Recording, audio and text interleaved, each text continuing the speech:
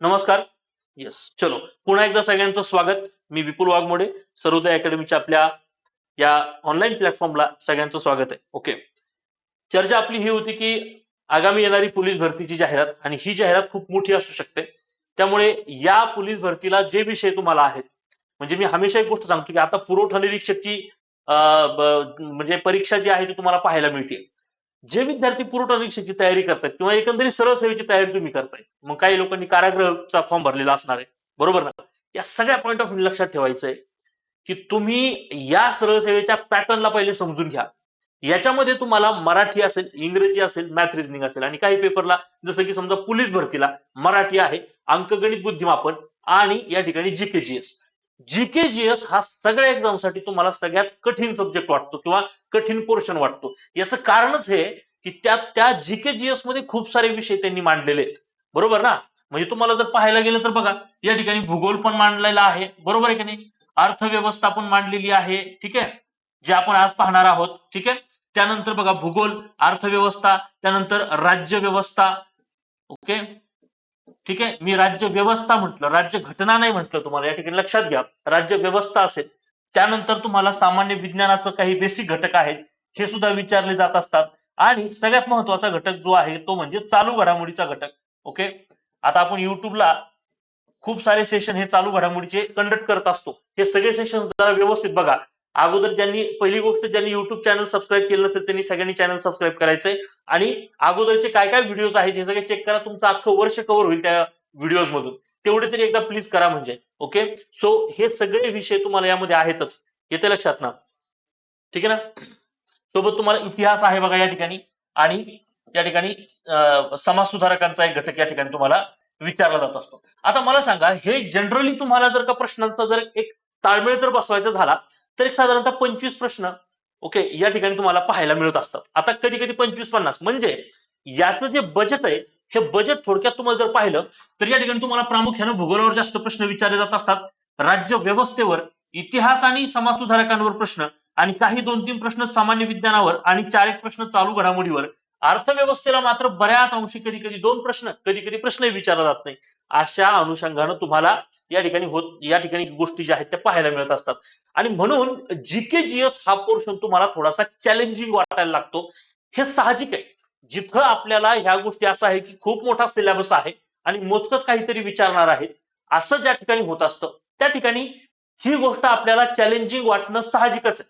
आणि या गोष्टीला टॅकल करण्यासाठी खऱ्या अर्थानं तुम्हाला एका अशा मार्गदर्शकांची गरज असते की जे मार्गदर्शक तुम्हाला ज्या वेगवेगळ्या ह्या सगळ्या विषयांचा ज्याचा अभ्यास आहे, ओके, आणि ह्या अभ्यासाच्या अंती त्या मार्गदर्शकाला तुम्हाला काहीतरी बेसिक सांगता येऊ शकतं, काहीतरी टू द पॉइंट असं सांगता येऊ शकतं की ज्याच्यावर पेपरला प्रश्न विचारण्याचे चान्सेस बनतात. आणि म्हणून जीकेजीएस चे हे सेशन्स तुम्हाला खूप महत्वाचे आहेत, हे लक्षात ठेवणं गरजेचं आहे. ओके, म्हणजे तसं जर पाहायला गेलं तर या ठिकाणी मी तुम्हाला नक्की एक गोष्ट या ठिकाणी सांगेल मित्रांनो, की आपली एक, मला तुम्हाला सगळ्यांना एक सूचना पण द्यायची या निमित्तानं. आणि ही सूचना खरं तर सर्वांसाठीच आहे. एक खरं तर एक माहिती तुमच्यापर्यंत मला या ठिकाणी पोहोचवायची आहे, हे लक्षात ठेवा. बघा, या माहितीमध्ये हे लक्षात ठेवायचं बघा, एकच मिनिट. येस,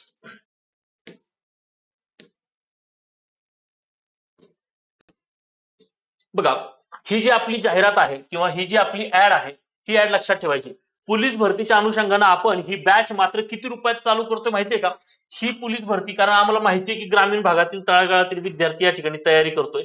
ओके, ज्या प्रकारे आपण पुरवठा निरीक्षकची ही बॅच जी आहे, ओके, विद्यार्थ्यांच्या हितासाठी आपण पुरवठा निरीक्षकची बॅच कितीला दिली रे मुलांनो? कितीला दिली होती?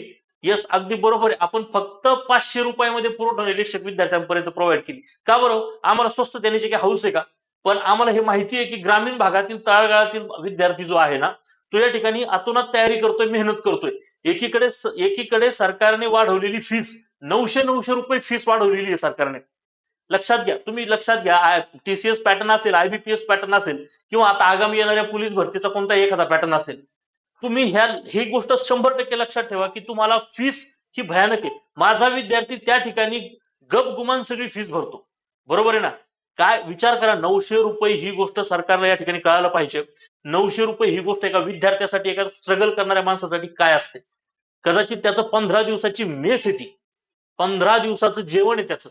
एकीकडे तुम्ही शिधा वाटप करता, अन्न वाटप करता, दुसरीकडे आमच्या विद्यार्थ्याच्या पोट्याला चिमटे घेतात. येतं लक्षात ना? तुम्ही पाठीवर काय मारायचं मारा, पण तुम्ही पोटावर मारू नका. हे वाक्य पुन्हा एकदा जे ब्रिटिश सरकारला ज्या ठिकाणी दादाभाई नौरोजींनी बोललं गेलं होतं, विद्यार्थ्यांना ही बोलायची वेळ आली. हे लक्षात ठेवा की सरकार 900 रुपये फीस ऑर्गनाईज करते, हजार रुपये फीस पोरांकडून भरवली जाते.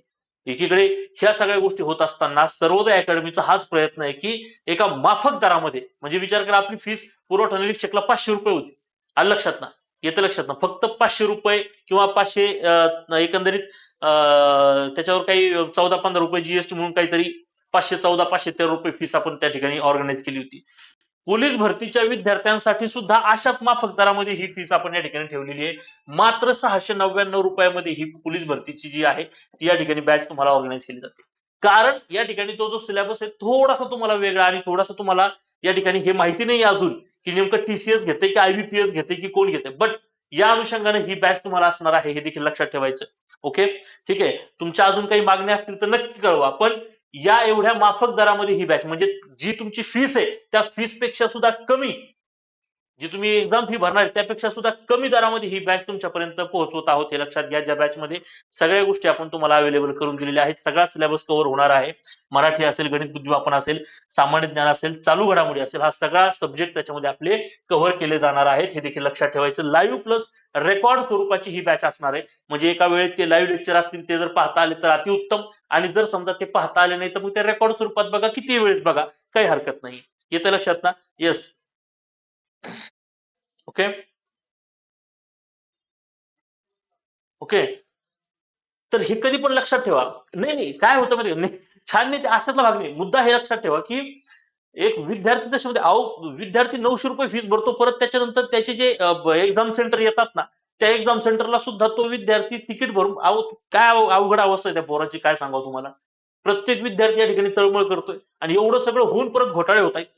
ह्या सगळ्या अनुषंगाने ना एखाद दिवशी आंदोलनाला सरकारला सामोरं जावं लागणार आहे आणि ते आंदोलन भयानक असू शकतं कदाचित.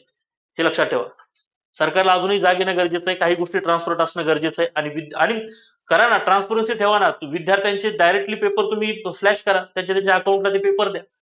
ओके, तुम्ही ट्रान्सपरन्सी ठेवत नाही. कोणत्या सेशन मध्ये काय प्रश्न विचारले गेले होते, कोणत्या सेशन मध्ये किती, प्रत्येकाला काय काय सेशन वाईज तुम्ही मार्कलिस्ट जारी करा बरं. कळू तर ते नेमकं काय चाललंय ते नाही करणार. ओके, ह्या गोष्टी जसं तलाठी भरतीमध्ये झालं. ओके, तलाठी भरतीच्या ह्या सगळ्या प्रक्रियेवर तर माझा पूर्णपणे विरोध आहे या गोष्टीला. ओके, येते लक्षात. देव करो, देवाकडे एकच प्रार्थना आहे की पोलीस भरतीची ही प्रक्रिया पारदर्शक हो, चांगली हो, आणि माझा ग्रामीण भागातील तळागाळाचा पोरगा व्यवस्थित प्रकारे सिलेक्ट हो आणि लवकरात लवकर त्याला अंगावर वर्दी मिळू, एवढीच एक प्रार्थना आहे बाबा, दुसरं काही नाही. ओके, आणि त्यासाठी ही मेहनत आहे की बाबा जे विद्यार्थी ग्राउंडवर रक्ताचं पाणी करतायत त्या पोरांसाठी मग आम्ही काय करू शकतो, तर आम्ही या अगदी कमी मानधनामध्ये, आणि प्रत्येक विषयाला वेगवेगळे फॅकल्टी आहेत. मराठीसाठी वेगळे फॅकल्टी आहेत, गणित बुद्धिमापनासाठी वेगळे फॅकल्टी आहेत, सामान्य ज्ञानासाठी वेगळे फॅकल्टी आहेत, आणि चालू घडामोडीसाठी वेगळे फॅकल्टी. अशा प्रत्येक वेगवेगळ्या फॅकल्टींना धरून आम्ही हे सगळे तुमच्यापर्यंत देत आहोत. ओके, त्यासाठीचं हे मानधन तुमच्याकडून फक्त आम्ही आकारत आहोत. ओके, मला वाटतं की हे रास्त मानधन आहे. त्यापेक्षा अजूनही म्हणजे याच्यापेक्षा जास्त घेण्यात काहीच अर्थ नाहीये. ओके, एवढं मला वाटतं. ओके, चलो आजच्या सेशनला आपण सुरुवात करूया मित्रांनो. आजचं हे सेशन खूप महत्वाचं, आणि या सेशनला मी तुम्हाला सांगितलं की भारतीय अर्थव्यवस्था आपण या ठिकाणी पाहणार आहोत, हे लक्षात ठेवायचं. आता या सेशन मध्ये सगळ्यात महत्वाचा मुद्दा हा आहे की आपल्याला बेसिक काही टर्म्स अर्थव्यवस्थेच्या पाहावे लागतील, काही टॉपिक आपल्याला व्यवस्थित प्रकारे चेक करणं गरजेचं आहे, हे देखील लक्षात ठेवा. ओके, बघा या ठिकाणी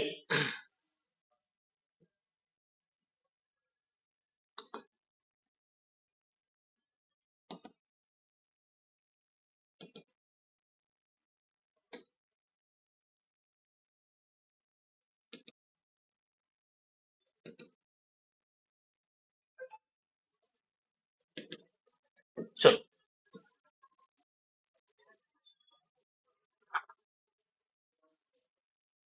बघा, अर्थव्यवस्थेचे हे जे काही प्रकार आहेत, ह्या प्रकाराला, ह्या टॉपिकला आपल्याला क्वेश्चन जो आहे तो हमखास पाहायला मिळत असतो. मित्रांनो, अर्थव्यवस्था म्हणलं की आपल्याला आठवतो पैसा, बरोबर आहे का नाही? आपल्याला काय आठवतो रे? पैसा आठवतो. ओके, भारतीय राजकारणी ब्रिटिशांपेक्षा कमी नाहीयेत, असंही म्हटलं तरी चालतंय. काय आता काय करणार आहे. येस, घ्यायला हवीच होती. नाही, एमपीएससी घेतोय म्हणजे मग ट्रान्सपरन्सी आहे असं म्हणण्यापेक्षा मला हे म्हणायचं की सरकारने जे चयन आयोग निवडलेले आहेत, मग आयबीपीएस असेल, टीसीएस असेल, किंवा अजून कोणतेही चयन आयोग असेल, निवड आयोग असेल. ह्या आयोगाची जबाबदारी नाहीये एकीकडे तुम्ही मोठमोठे टेंडर भरता, या सगळ्या गोष्टीची जबाबदारी नाही की विद्यार्थ्यांसाठी तुम्ही ट्रान्सपरन्सी ठेवावी.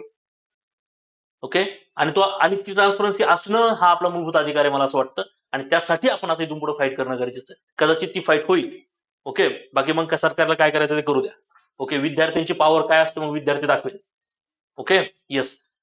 म्हणजे एक गोष्ट क्लिअर आहे की विद्यार्थी दशेमध्ये एक गोष्ट समजून घ्या तुम्ही मित्रांनो, की तुमची पॉवर एवढी मोठी आहे. विद्यार्थी पॉवर ही संघटना खूप मोठी असते. विद्यार्थी जर एखाद्या गोष्टीसाठी जर का अडून राहिला तर ती गोष्ट सगळ्यांना मान्य करावी लागते. आणि आपण चांगल्या गोष्टींसाठी अडून राहतोय, आपण काही वाईट गोष्टींसाठी अडून राहतोय का रे? अजिबात नाहीये. ओके, येते लक्षात. किमान यानंतरच्या सगळ्या परीक्षा तरी पारदर्शक व्हाव्यात एवढीच सरकारला विनंती आहे.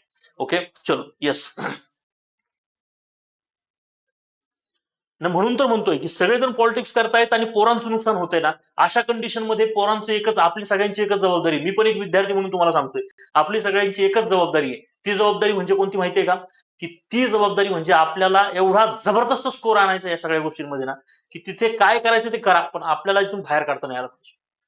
हा स्कोरच आपला असला पाहिजे, त्यासाठी आपण आता मेहनत करूयाच. ओके, येते लक्षात. आणि ती मेहनत आणि तो प्रयत्न या ठिकाणी सर्वोदय अकॅडमीचा 100% कायमस्वरूपी असणार आहे, लक्षात ठेवा.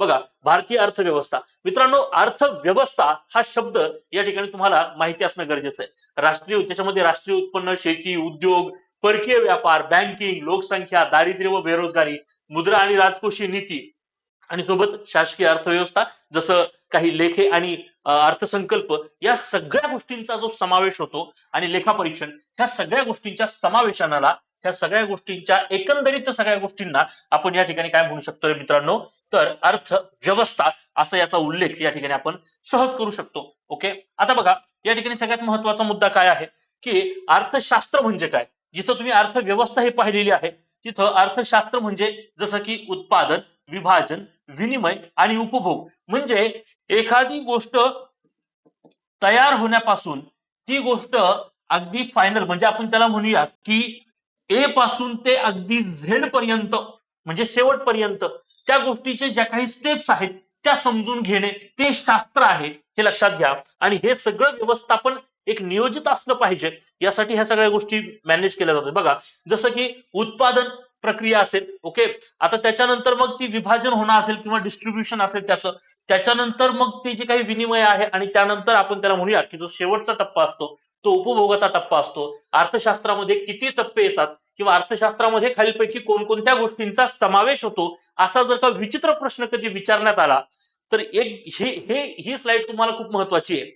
अर्थशास्त्रामध्ये खालीलपैकी कोणत्या गोष्टींचा समावेश होतो, तर उत्पादन, विभाजन, विनिमय आणि उपभोग यांचा समावेश तुमचा अर्थशास्त्रामध्ये होतो.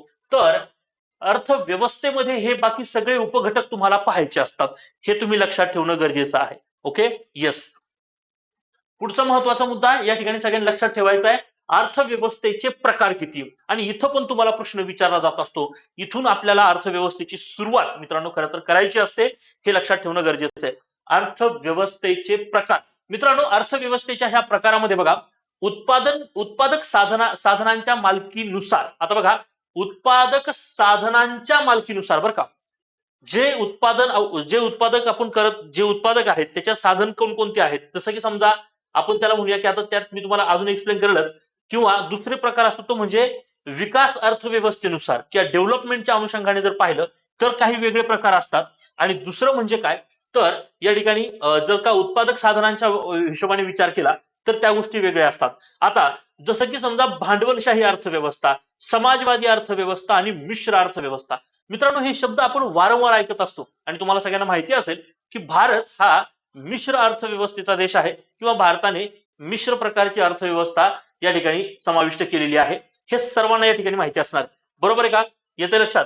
ठीक आहे. आता बघा, भांडवलशाही अर्थव्यवस्था म्हणजे काय. सुरुवातीला आपण या ठिकाणी उत्पादक साधनांच्या मालकीनुसारचे जे प्रकार आहेत त्या प्रकारावर थोडीशी डिस्कस करूया. त्यानंतर आपण विकास किंवा त्या अनुषंगाने जे काही प्रकार पडतात, मग त्याच्यामध्ये विकसित अर्थव्यवस्था असेल किंवा विकसनशील म्हणजे विकासाच्या मार्गावर असलेली, लक्षात ना, ती अर्थव्यवस्था असेल. अविकसित कडून विकसित होण्याचा जो मधला पिरियड असतो, अविकसित कडून तो विकसित होण्याचा जो काही मधला पिरियड आहे, या पिरियडला आपण त्याला विकसनशील असं म्हणूया, हे लक्षात ठेवणं गरजेचं आहे. याला काय म्हणता येईल? विकसनशील. आणि दुसरा एक महत्वाचा प्रकार तो म्हणजे विकसित अर्थव्यवस्था, हे लक्षात ठेवणं गरजेचं आहे. भारत ही कोणत्या प्रकारची अर्थव्यवस्था आहे? तर भारत ही विकसनशील अर्थव्यवस्था आहे, हे सर्वांनी लक्षात ठेवणं गरजेचं आहे. म्हणजे अर्थव्यवस्थेच्या विकास अर्थव्यवस्थेनुसार भारत हा विकसनशील मध्ये येतो, तर उत्पादक साधनाच्या मालकीनुसार भारत जो आहे तो मिश्र अर्थव्यवस्थेकडे आहे, हे तुम्हाला माहिती असणं गरजेचं आहे. प्रश्न असा विचारला जाऊ शकतो. यस.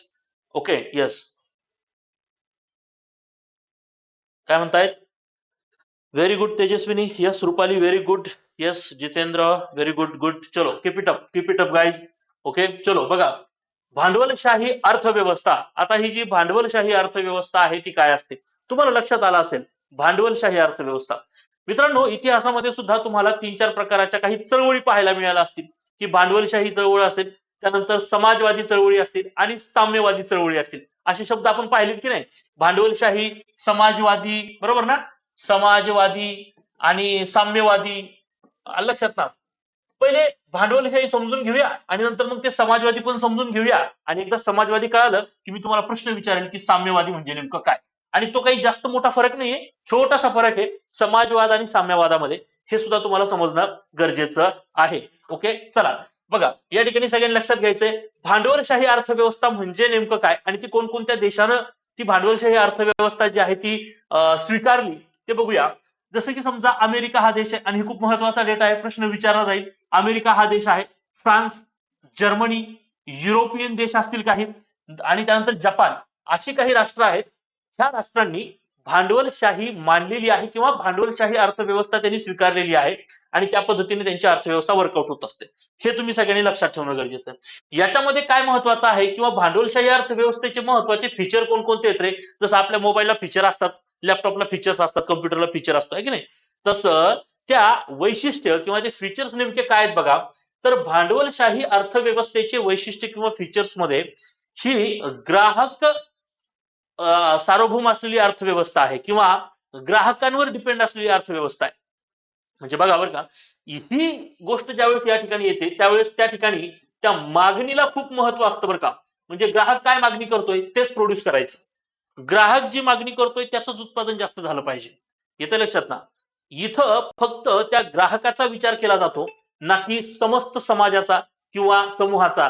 समूहाचा विचार या ठिकाणी कधी नसतो. पब्लिकचा विचार न करता कोणत्या गोष्टींची सर्वात जास्त मागणी आहे, उदाहरणार्थ हा पेन आहे आणि या पेनाची मागणी खूप जास्त आहे, तर याचंच प्रोडक्शन जास्तीत जास्त होणार आहे.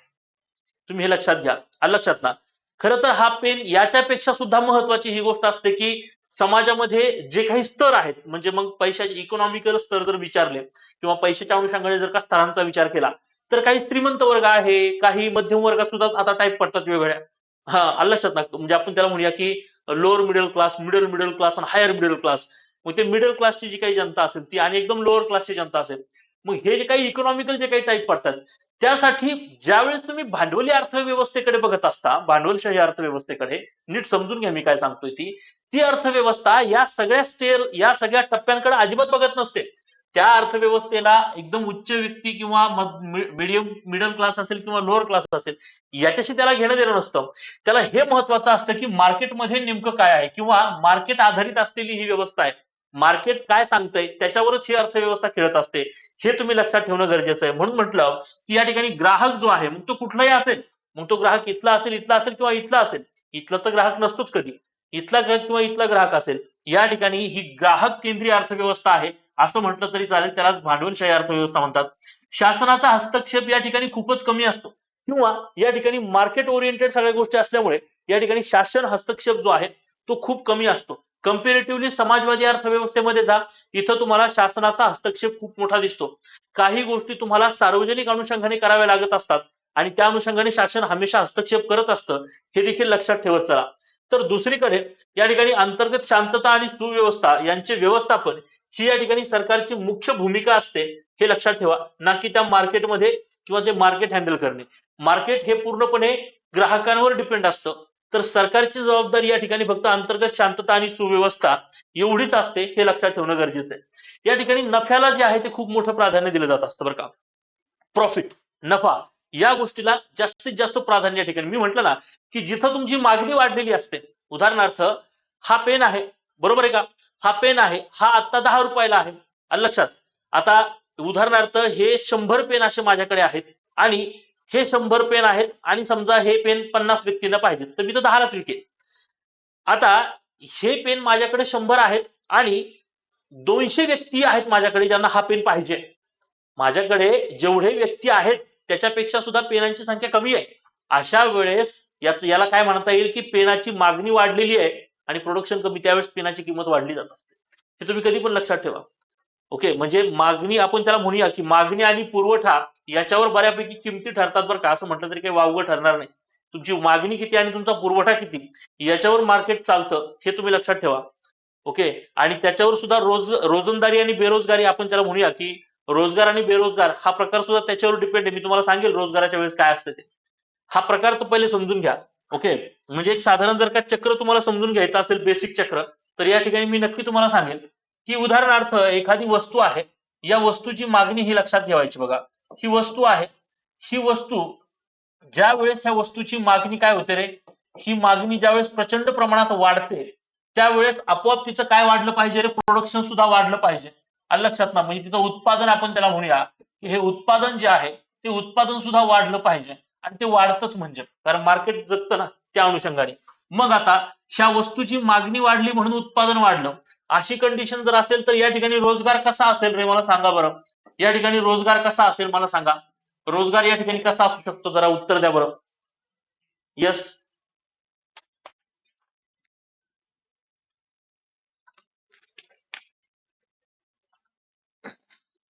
याला तर मागणी आणि पुरवठा म्हणूया. पुरवठा म्हणजे हाच की उत्पादन तुमचं जर का वाढलेलं असेल मागणीच्या अनुषंगाने तर बरोबर त्या गोष्टी पुरवठीत राहत असतात. ओके, कसं किंमत वाढते आणि कशी किंमत कमी होते हे देखील तुम्हाला सांगण्याचा प्रयत्न करतोय आता या ठिकाणी. चला बोला. वस्तू आहे, तिची मागणी वाढलेली आहे. ओके, आता मागणी का वाढते हे पण त्याचं कारण आहे. मागणी वाढण्याची कारण पण आहेत तसे. मला सांगा, तुमच्या खिशात पैसेच नाहीत, तुम्ही एखादी गोष्टीची मागणी कराल का रे? अजिबात नाहीये. पण माझ्या खिशामध्ये समजा उदाहरणार्थ, यस यस, मुक्त बाजार अर्थव्यवस्था, भांडवलशाही, यस अगदी बरोबर आहे. Yes Tejaswini, very good very good. बघा, आता उदाहरणार्थ मागणी केव्हा वाढते हे समजून घ्या. की आता हा एक मोबाईल आहे समजा. आता समजा उदाहरणार्थ हा एक, समजा आता माझ्याकडे आयफोन नाही पण समजा हा आयफोन आहे, बरोबर, सगळ्यांना पाहिजे आयफोन, बरोबर. आता होतंय काय की सगळ्यांच्या खिशामध्ये तशी तरलता, तरलता म्हणजे खिशामध्ये असलेला पैसा, म्हणजे तुमच्याकडे ती लिक्विडिटी आपण त्याला म्हणूया, ती तरलता आहे, म्हणजे पैसा आहे. तर तरलता जर वाढलेली असेल, तरलता जर का असेल तर आपोआप मागणी काय झालेली असते रे, वाढलेली असते. तरलता म्हणजे तुमच्याकडे असलेला पैसा जो तुम्ही इझिली खर्च करू शकता. मग पैसा जर आहे तर मागणी वाढलेली आहे, बरोबर आहे की नाही? मागणी वाढली की आपोआप तिथं पुरवठा वाढतो, म्हणजे उत्पादन वाढायला सुरुवात होत असते. ठीक आहे, आलं लक्षात? पण कधी कधी असं होत असतं की एवढी तरलता जास्त वाढलेली असते की ती तरलता त्या मागणीला एवढं प्रचंड वाढवते की त्या मागणीच्या वाढत्या स्पीडनुसार उत्पादन वाढत नाही. अशा कंडिशन मध्ये त्या ठिकाणी आपोआप त्या ठिकाणी महागाई जी आहे ती वाढायला लागत असते. म्हणजे एक उदाहरण देऊन तुम्हाला मी सांगू शकतो की पुन्हा एकदा त्या पेनाचं उदाहरण आपण घेऊया. की हा जो पेन आहे, हा पेन 20 रुपयाला आहे. या पेनाची मागणी एवढी प्रचंड वाढली, आता 20 रुपये म्हणजे प्रत्येकाच्या खिशामध्ये 20 रुपये आहेत, इझिली त्याची मागणी वाढली आणि हा पेन काहीतरी विशिष्ट आहे म्हणल्याच्या नंतर त्याची मागणी खूप वाढली. ह्याची मागणी एवढी वाढली मित्रांनो की आता या पेना म्हणजे इथं माझ्याकडे 100 पेन आहेत, पण आता या ठिकाणी जवळपास 200 व्यक्तींना हे पेन पाहिजेत. असं ज्यावेळेस कंडिशन येते तशा वेळेस माझ्याकडे जे पुरवठा आहे तो 100चाच आहे आणि मागणी 200ची, पुरवठा 100चाच आहे. अशा कंडिशन मध्ये आपोआप मी काय करतो, पेनाची किंमत वाढवतो. की पेन आता 20चा 30 रुपये झाला, मग 30 रुपये झाला तरी सुद्धा ती मागणी वाढलेली असते. आलं लक्षात ना? मग 150 लोकांना पाहिजे असतो, कारण 50 लोक म्हणते नाही 20ला दिलं देत असेल ते घेतो, तर चाललो माग. 150 राहिले, मग परत 40 रुपयाला, मग काय म्हणतो 100, मग आता 100 ओके, म्हणजे 20 रुपयाचा पेन 40ला झाला की नाही? 20 रुपयाचा पेन 40ला का झाला? कारण त्या पेनाचा पुरवठा तेवढा नव्हता, जेवढी मागणी होती तेवढी. ज्या दिवशी तुमची मागणी आणि पुरवठ्यामध्ये लीड लॅग होईल, मागे पुढे होईल, त्या दिवशी महागाई आणि आपण त्याला म्हणूया की महागाई या ठिकाणी तुम्हाला पाहायला मिळते. अर्थव्यवस्था ही अशाच प्रकारामध्ये व्हायब्रेट असते हमेशा. आणि सरकारचं आणि भारताच्या आरबीआयचं हमेशा हे धोरण असतं की भारताची इकॉनॉमी ही सस्टेन लेवलला चालली पाहिजे, का स्थिर लेवल, आयडियली, हे तसं होत नसतं कधी, पण आयडियली एका स्थिर लेवलला चालली पाहिजे असं त्यांचं म्हणणं आहे. असं कधी होत नाही. हमेशा काही ना काहीतरी चढ उतार अर्थव्यवस्थेमध्ये तुम्हाला पाहायला मिळत असतो. हे कधी पण लक्षात ठेवा. हमेशा एक चढ उतार तुम्हाला अर्थव्यवस्थेमध्ये पाहायलाच मिळतो. आता समजा कधी कधी अशी अवस्था होऊन जाते की एवढा पुरवठा वाढायला लागतो की ते माझ्याकडे ऑलरेडी 300 पेन असतात.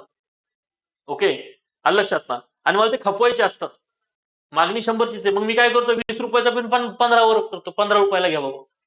मग तरी तो खपेल. आलं लक्षात ना, त्याची लागत तरी निघली पाहिजे, जेवढं त्याला बनवायला किंमत लागली तेवढी तरी निघली पाहिजे, म्हणजे लॉस मध्ये जाण्यापेक्षा. तर हे सगळं गणित या ठिकाणी बांधलं जात असतं. हे कधी पण लक्षात ठेवा.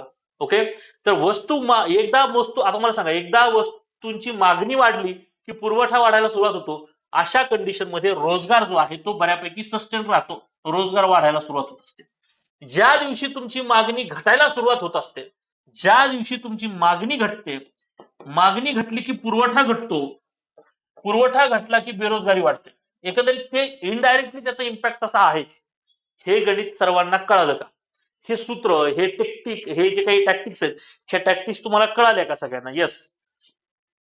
चला,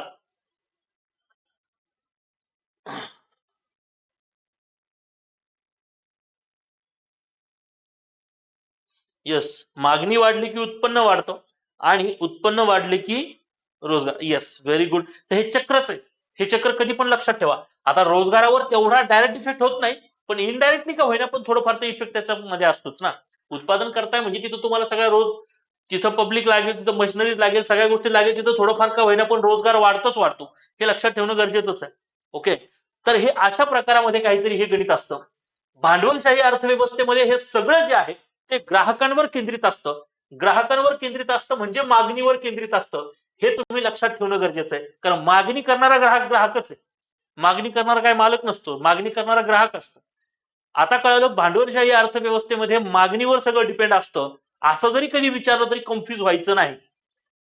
विचित्रपणे जरी प्रश्न झाला तरी कन्फ्युज व्हायचं नाही, कारण ग्राहक केंद्री आणि मागणीवर डिपेंड असलेली ही भांडवलशाही अर्थव्यवस्था या ठिकाणी असते. हे तुम्ही लक्षात ठेवणं गरजेचं आहे. आता अशा कंडिशन मध्ये जो कामगार असतो, हा कामगार कंटिन्युअसली त्या ग्राहकांवर डिपेंड असतो. बरोबर आहे का? याच्यामध्ये बघा, खाजगी मालकी आणि स्पर्धेचे प्राबल्य असतं.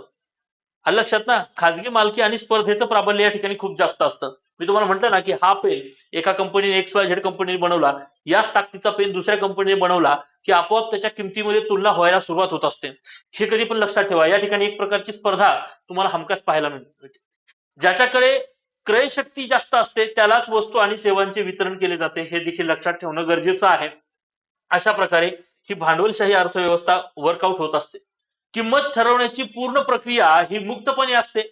ही पूर्णपणे त्या मालकांवर डिपेंड असते, आणि त्या ग्राहकांच्या मागणीनुसार ती किंमत जी आहे ती वर खाली होत असते. हे भांडवलशाही अर्थव्यवस्थेमध्ये घडत असतं. हे तुम्ही लक्षात ठेवा.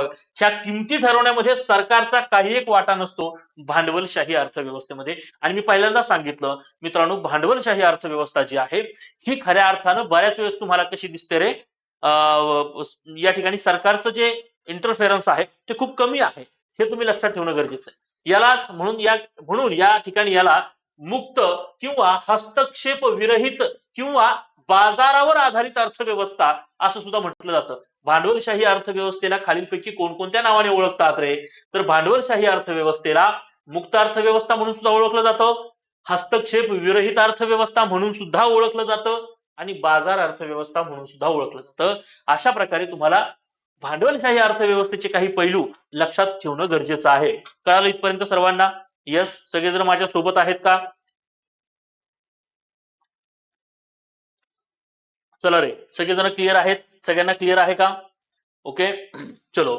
आता बघा, उत्पादनाबाबत कसलेही नियोजन नसल्यामुळे अनियोजित अर्थव्यवस्था असे देखील म्हटलं जातं. मला सांगा, हे उत्पादन जे आहे की एवढंच उत्पादन करायचं आहे, तेवढंच उत्पादन करायचं आहे, असं काही या ठिकाणी फिक्स असतं का रे? असं काही या ठिकाणी फिक्स असतं का? मला सांगा बरं, की उत्पादन आपण एवढंच केलं पाहिजे, तेवढंच केलं पाहिजे, असं काही फिक्स असतं का याच्यामध्ये? या भांडवलच्या अर्थव्यवस्था ग्राहकांची मागणी वाढली की उत्पादन वाढलं, ग्राहकांची मागणी कमी झाली की ग्राहकांनी मागणी कमी केली, उत्पादन घटलं. हे अनियोजित उत्पादन झालं. हे काही नियोजनबद्ध नसतं, ते डिपेंड्स ऑन ग्राहक. कळतंय का मी काय सांगतो? डिपेंड ऑन मागणी, डिपेंड ऑन ग्राहक, हे असला कार्यक्रम असल्यामुळे हे सगळं अनियोजित असतं, आणि म्हणून याला अनियोजित अर्थव्यवस्था सुद्धा म्हणतात. म्हणजे भांडवलशाही अर्थव्यवस्थेला किती नावं आहेत आपण पाहिले रे. मुक्त अर्थव्यवस्था आहे. या ठिकाणी हस्तक्षेप विरहित म्हणण्याचा अर्थ काय आहे. मुक्त म्हणजे काय, तर या ठिकाणी पूर्णपणे मालक ठरवेल काय त्याच्या किमती वगैरे, किमतीमध्ये ठरवण्याचा अधिकार या ठिकाणी कोणाला, सरकारला नसतो. हस्तक्षेप विरहित म्हणजे या ठिकाणी सरकारचा खूपच कमी हस्तक्षेप या ठिकाणी असतो. आणि ज्यावेळेस मी म्हटलं की बाजार आधारित अर्थव्यवस्था किंवा बाजार अर्थव्यवस्था ती फक्त मार्केट ओरिएंटेड अर्थव्यवस्था आहे. आणि अनियोजित अर्थव्यवस्था या शब्दाचाच अर्थ असा आहे की त्याचं जे उत्पादन आहे हे पूर्णपणे अनियोजित असतं आणि म्हणून याला अनियोजित अर्थव्यवस्था अशा नावाने सुद्धा आपण ओळखत असतो. हे सर्वांना क्लिअर आहे. ओके, येस, चलो, व्हेरी गुड. बघा आता या ठिकाणी ऍडम स्मिथ यांची एक थिअरी या ठिकाणी आपल्याला पाहणं गरजेचं आहे. ऍडम स्मिथ हे एक अर्थतज्ञ आणि यांचं हे ह्या विचारवंतांचं म्हणणं काय हे लक्षात घ्या. पहिले प्रश्न विचारला जात असतो. येस येस येस येस बजेटवर तर मी युट्यूबला एक लेक्चर घेईलच. ओके, ते तर सगळ्यांनाच असणार आहे. आपण ते बघूच या बजेट काय आहे यावेळेस. त्या बजेटमध्ये ज्या कोणत्या नवनवीन योजना सरकारने दिल्या. मी समाजवादी अर्थव्यवस्था शिकवताना बजेट सांगणारच आहे. म्हणजे तुम्हाला बजेट संदर्भात थोडक्यात इन्फॉर्मेशन देईलच मी. पण बजेट जे आहे ना ते बजेट मी युट्यूबला पण घेईल. ओके, येतं लक्षात. आणि आपल्या बॅचच्या पोरांना तरी बजेट मी शिकवणारच आहे, त्यामुळे कसली काळजी करू नका. बजेट काय असतं वगैरे मी सगळं सांगेल. ओके, येते जितेंद्र, त्याच्यामुळे कसली काळजी करू नका. आणि हेच पॉईंट विचारतात मला माहिती आहे, करंट ओरिएंटेड पॉईंट बरेचसे असतात. येस, सो ह्या गोष्टी आपण नक्की करूया, काळजी करू नका. चलो चलो, समजते सर्वांना, सगळेजण माझ्या सोबत असणार आहेत. चलो ओके, चला मला इथे क्लिअर करा बरं, सगळ्यांना कळलंय का इथपर्यंत. इथपर्यंत सगळेजण माझ्या सोबत आहेत. ओके, चलो, very good very good. Yes, ठीक आहे. नॅशनल इन्कम वगैरे आता लगेच पाहणारच होता. नॅशनल इन्कम बघा, हे टॉपिक आपण पाहणारच आहेत. तुम्हाला अर्थव्यवस्था ही व्यवस्थित प्रकारे समजली पाहिजे, ही माझी जबाबदारी, त्यामुळे कसली काळजी करायची गरज नाहीये. ओके, बघा आता ऍडम स्मिथ म्हणतात की बाजारपेठेत स्पर्धा असणे गरजेचे आहे, त्यामुळे सामान्य माणसाच्या हितात वाढ होत असते. हाच त्यांचा कल्याणकारी अर्थव्यवस्थेचा मूलभूत प्रमेय असेल.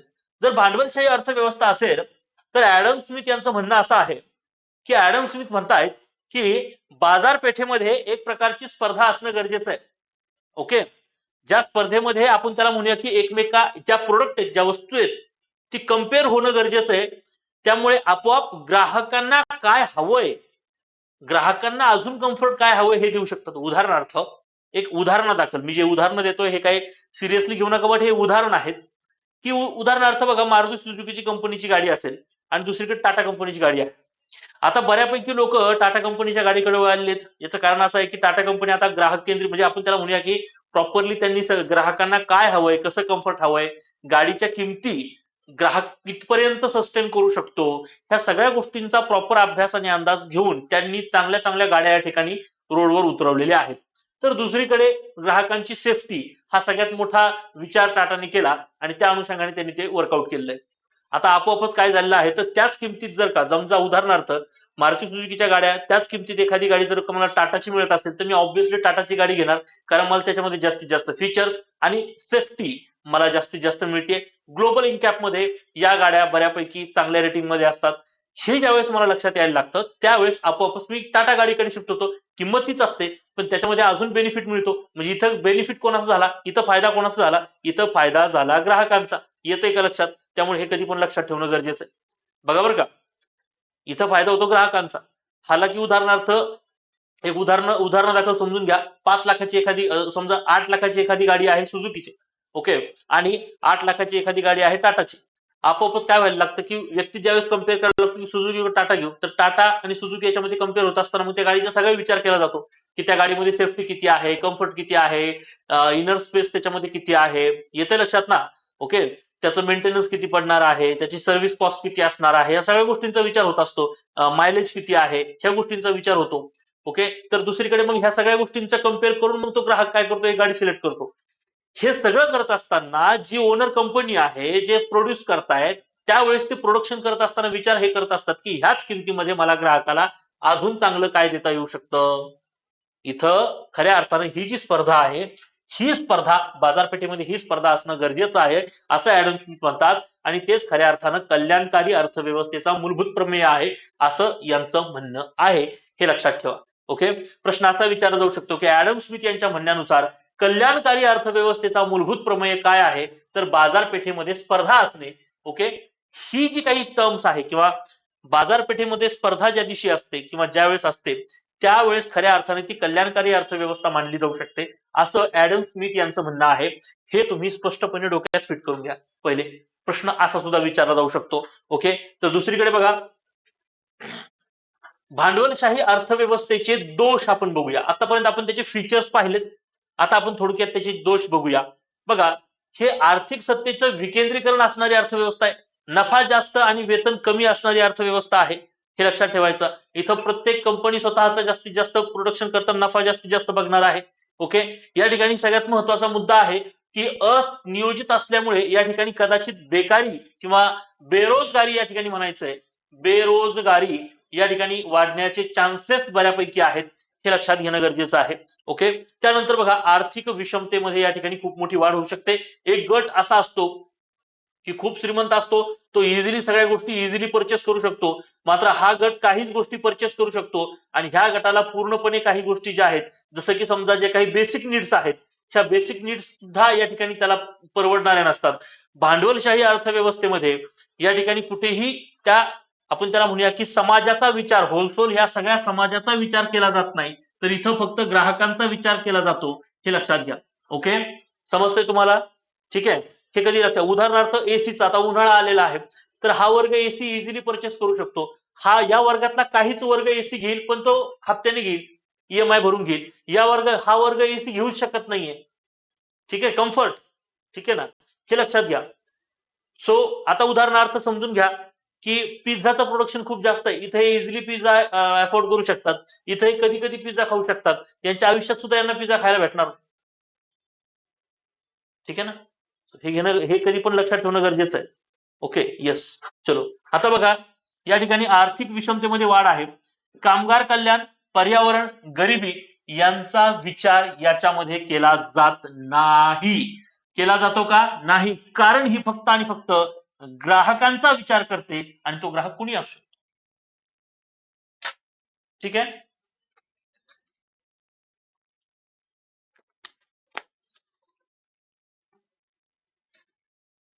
त्यानंतर पुढे बघा, समाजवादी अर्थव्यवस्था. जसं भांडवलशाही अर्थव्यवस्था तुम्हाला व्यवस्थित कळाली, तसं आता थोडक्यात समाजवादी अर्थव्यवस्था काय आहे हे आपण बघूया.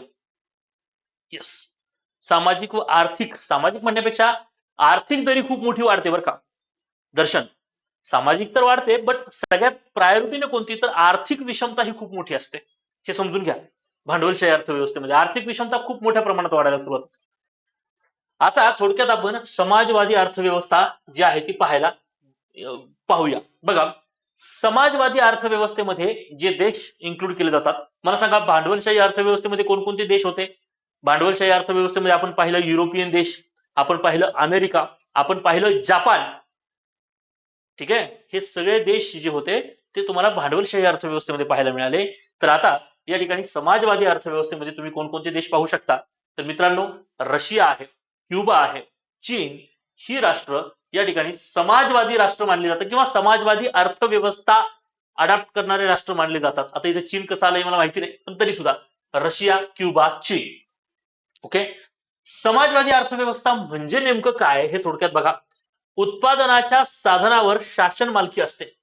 म्हणजे उत्पादनाचे जे काही टर्म्स आहेत किंवा जे काही साधन आहेत, ज्या गोष्टी आहेत, इथं शासनाचा इंटरफेअर किंवा सरकारचा इंटरफेअर, शासन मालकी जी आहे ती यांची असते, हे लक्षात घ्या. या ठिकाणी ग्राहक सार्वभौम असतो का? नाही. जसं भांडवलशाही अर्थव्यवस्थेमध्ये ग्राहक हा सार्वभौम असतो, तसं या ठिकाणी ग्राहक सार्वभौम नसतो. उलट सर्व निर्णय शासन करत असतं आणि शासनाला समाजवादी अर्थव्यवस्थेमध्ये हे निर्णय करत असताना समाजाचा विचार करावा लागतो, सर्वांगीण विचार करावा लागतो, हे लक्षात घेणं गरजेचं आहे. सर्वांगीण विचार या ठिकाणी त्याचा होत असतो, हे लक्षात ठेवा. ना की फक्त ग्राहक काय म्हणतोय, लक्षात ना, ग्राहक काय म्हणतोय हे नव्हे, सर्वांगीण विचार हे महत्वाचं आहे. ओके, यस, सांगेल ते पण सांगेल जितेंद्र, काळजी करू नका. या कंटेंटवरचे टीसीएस ने किंवा आयबीपीएस पॅटर्नने कसे क्वेश्चन्स विचारले होते हे सुद्धा मी तुम्हाला काढून देईन, त्यामुळे काळजी नका करू, हे सुद्धा सांगेल. पहिले कंटेंट समजून घ्या, पहिले कंटेंट नीट समजून घ्या, कारण एकदा हे समजले, आणि क्लिअर सांगतो तुम्हाला, टीसीएस पॅटर्न असेल तर एक थोडक्यात तो जरा एका सस्टेन लेवलला तरी काही गोष्टी विचारत राहतो. आयबीपीएस पॅटर्न असा भयानक पॅटर्न आहे की तो कधी काय विचारली याची काही गॅरंटी नाही. आलं लक्षात ना, कधी कसं पॅटर्न स्विच होईल याची काही गॅरंटी नाहीये. त्यामुळे एकदा व्यवस्थित कंटेंट बघा. टीसीएस आणि आयबीपीएस चे काय क्वेश्चन्स होते या क्वेश्चन संदर्भात मी सिरीज घेणारच आहे आणि त्यावेळेस तुम्हाला ते गोष्टी समजतीलच, काळजी करू नका. येस, हा, व्हेरी गुड तेजस्विनी. या ठिकाणी वस्तू आणि सेवांचं जे काही निर्मिती आहे ती फक्त फायद्यासाठी किंवा नफ्यासाठी होते का, तर अजिबात नाही. हे लक्षात ठेवा. कारण या ठिकाणी एकतर शासन मालकी असते आणि दुसरा महत्वाचा मुद्दा या ठिकाणी ग्राहक सार्वभौम नसतो किंवा ही व्यवस्था ग्राहक केंद्री नाही असं म्हणलं तरी चालेल. सर्व निर्णय शासनाचे असतात. नफा हा जनकल्याणासाठी असतो हे लक्षात घ्या. आणि इथं बहुसंख्य तुम्हाला या ठिकाणी आपण त्याला म्हणूया की कल्याणात्मक योजना ज्या आहेत, वेलफेअर स्कीम आपण त्याला म्हणूया, या ठिकाणी होत असतात. मला फरक सांगा रे, कल्याणात्मक योजना आणि विकासात्मक योजनामध्ये काय फरक असतो? बेसिक फरक सांगा. कल्याणात्मक योजना म्हणजे नेमकं काय किंवा त्याच्यामध्ये काय हेतू असतो आणि विकासात्मक योजनेमध्ये काय हेतू असतो सरकारचा, सांगता येईल का? चला.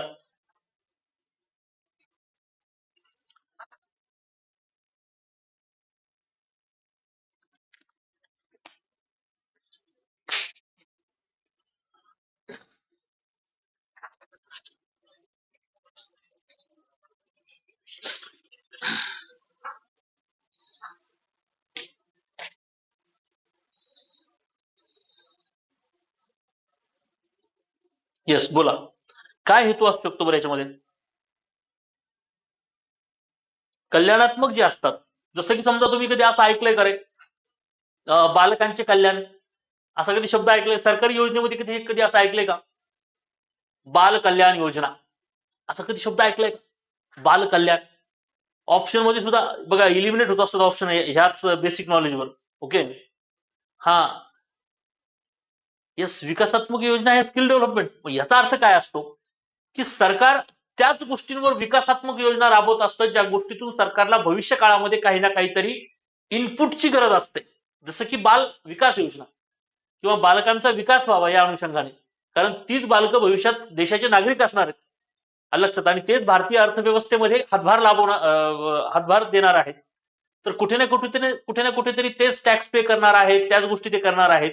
सो तो एक आपण त्याला म्हणूया की पुढचा समाज जो आहे किंवा पुढची जनरेशन जी आहे ती इकॉनॉमिकली खूप सस्टेन असावी या अनुषंगाने काही गोष्टी दिल्या जातात. जसं की समजा या ठिकाणी तेजस्विनी मॅडम म्हटलं की स्किल डेव्हलपमेंटच्या योजना असतील. अगदी बरोबर आहे. ह्या स्किल डेव्हलपमेंटच्या योजना का, डेव्हलपमेंट विकास पुन्हा एकदा तेच आहे की तुम्हाला कुशल बनवण्याच्या योजना का आहेत? कारण कोणत्याही देशाची लोकसंख्या ही त्या देशाचं एक खूप मोठं भांडवल मानली जाते मित्रांनो. पण ते भांडवल जे आहे ते भांडवल तुम्हाला कुशल किंवा स्किलफुल असणं गरजेचं आहे. जर ते भांडवल स्किलफुलच नसेल, जर फक्त ही लोकसंख्या संख्येनं मोठी असेल तर ती त्या सरकारला खूप मोठी डोकेदुखी असू शकते, ती त्या देशाची खूप मोठी डोकेदुखी असू शकते. खऱ्या अर्थानं तुम्हाला या ठिकाणी ती लोकसंख्या जी आहे ती लोकसंख्या तुम्हाला स्किलफुल असणं गरजेचं आहे. आणि म्हणून अशा काही योजना या ठिकाणी तुम्हाला पाहायला मिळतात ज्याच्यातून खरं तर सरकारला खूप त्या इकॉनॉमिक्स आपण त्याला म्हणूया की त्या अर्थव्यवस्था चलयमान होण्यामध्ये ह्या सगळ्या गोष्टींचा वाटा असावा हा त्याच्यामध्ये उद्देश असतो. पण ज्यावेळेस तुम्ही वेलफेअर स्कीम बघता, वृद्धांचे कल्याण असेल, लक्षात ना, ह्या काही गोष्टी तुम्ही बघत असता त्यावेळेस तुम्हाला, ओके, बघा, त्यावेळेस खऱ्या अर्थानं तुम्हाला काय करावं लागतं, तर इथं विचार करावा लागतो. इथं सरकारला फक्त आणि फक्त काय करायचं आहे, इथं फक्त द्यायचंय. हे कल्याणात्मक आहे, हे वेलफेअर आहे. सो समाजवादी अर्थव्यवस्थेमध्ये तुम्हाला वेलफेअर स्कीम पाहायला मिळू शकतात खूप जास्त. ठीक आहे, हे लक्षात घ्यायचंय. येस, येस, काय म्हणतायत, कल्याणात्मक योजना ह्या लोकांच्या गरजेला अनुसरून असतात. ओके, बरं. काही लोकांना म्हणण्यापेक्षा काही समूहाच्या असं म्हणा. जसं आहे, येस, कल्पना म्हणतात. ओके, जितेंद्र म्हणतात की जसं की योजना हे, येस, जसे जन आरोग्य योजना हे कल्याणकारी योजना. Very good, good. येस, विकासासाठी जे डेव्हलपमेंट. ओके, बर, ओके. काय म्हणतात, स्किल डेव्हलपमेंटसाठी यूज होणारी स्किल्स. ओके, म्हणजेच डेव्हलपमेंटसाठी. Okay, very good, good. Simple आहे. ओके, येते लक्षात ना. Yes, development scheme is like a investment by government okay. ज्यावेळेस वेलफेअर करत असतात त्यावेळेस तुम्हाला ते फक्त डेड इन्व्हेस्टमेंट असते की ते तुम्हाला ते पुरवायचं त्या लोकांच्या गरजा आहेत लक्षात, कारण तुम्ही समाजवादी अर्थव्यवस्थेकडे येत असता त्यामुळे. हे लक्षात घ्या, हे कल्याणात्मक असतं, हे तुम्हाला सांगण्याचा ठिकाणी प्रयत्न होता. यालाच राज्य किंवा राज्य भांडवलशाही केंद्रीय किंवा केंद्र नियोजित अर्थव्यवस्था असं सुद्धा म्हटलं जातं. याला राज्य भांडवलशाही किंवा केंद्र नियोजित अर्थव्यवस्था असं सुद्धा म्हटलं जातं बरं का. कारण इथं ही ही जी काही अर्थव्यवस्था आहे ही केंद्रीकृत आहे, भांडवलशाही अर्थव्यवस्था ही विकेंद्रीकृत आहे, तर समाजवादी त्याच्या उलटी आहे. एक्झॅक्टली भांडवलशाहीच्या एक्झॅक्ट उलटी व्यवस्था समाजवादी आहे, हे समजून घ्या. भांडवलशाहीच्या एक्झॅक्ट उलटी जी आहे ती समाजवादी व्यवस्था आहे.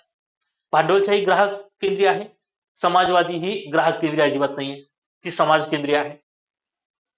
भांडवलशाही अर्थव्यवस्थेमध्ये सरकारचा हस्तक्षेप खूपच कमी होता, तर इथं समाजवादी अर्थव्यवस्थेमध्ये सरकारचा मोठा हस्तक्षेप तुम्हाला पाहायला मिळतो. भांडवलशाही अर्थव्यवस्था ही विकेंद्रीकृत होती, तर समाजवादी अर्थव्यवस्था ही केंद्रीकृत आहे.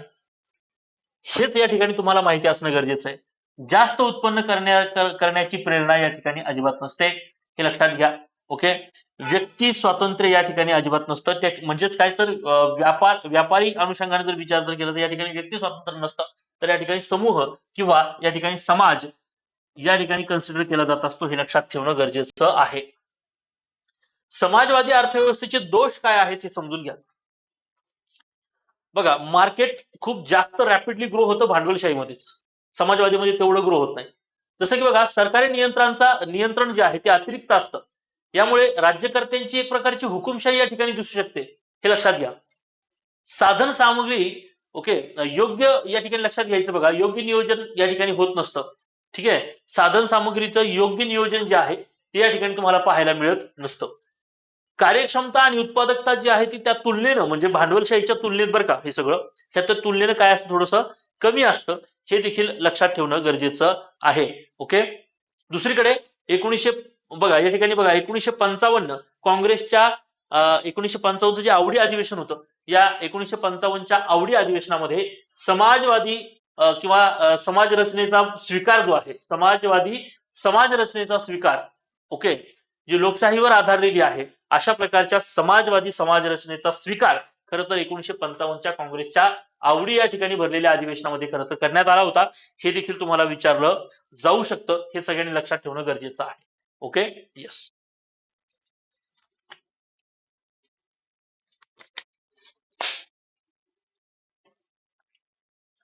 आता बघूया मिश्र अर्थव्यवस्था.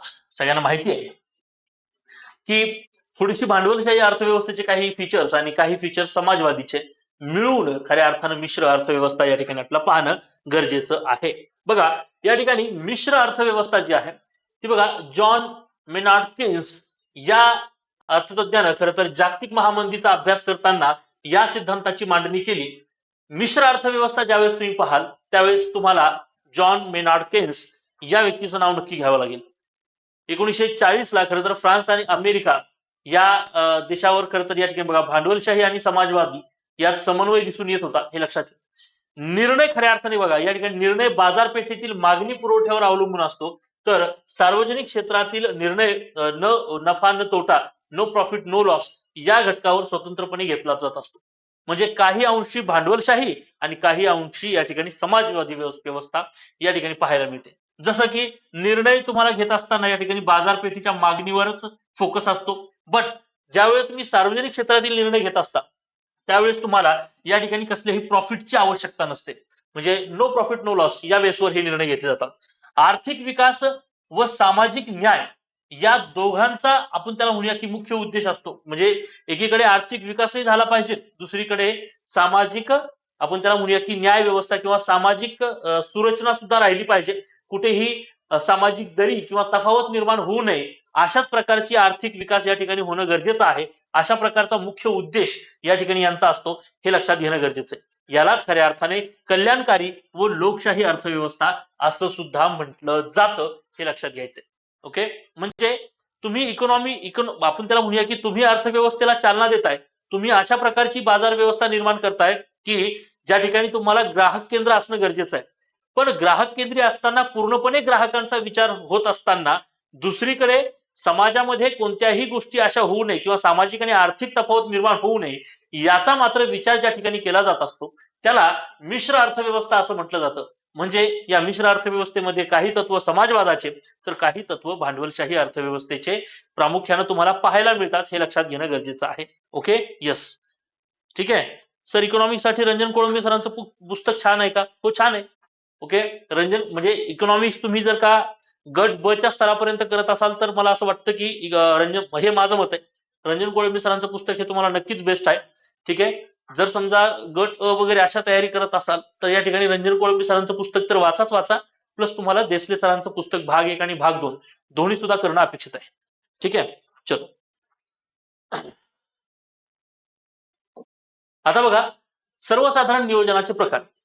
जसं तुम्ही अर्थव्यवस्थेचे प्रकार पाहिले तसं नियोजनाचे प्रकार आणि विकासाच्या आधारावर विचार जर केला तर तुम्हाला मी सांगितलं विकसित अर्थव्यवस्था म्हणजे पूर्णपणे डेव्हलप झालेली अर्थव्यवस्था आणि विकसनशील म्हणजे जी अविकसित कडून उभा राहिलेली आहे आणि आता विकसित होण्याच्या मार्गावर असलेली अर्थव्यवस्था म्हणजे विकसनशील अर्थव्यवस्था असं म्हटलं जातं आणि भारत हा विकसनशील अर्थव्यवस्थेमध्ये येतो, हे लक्षात ठेवा.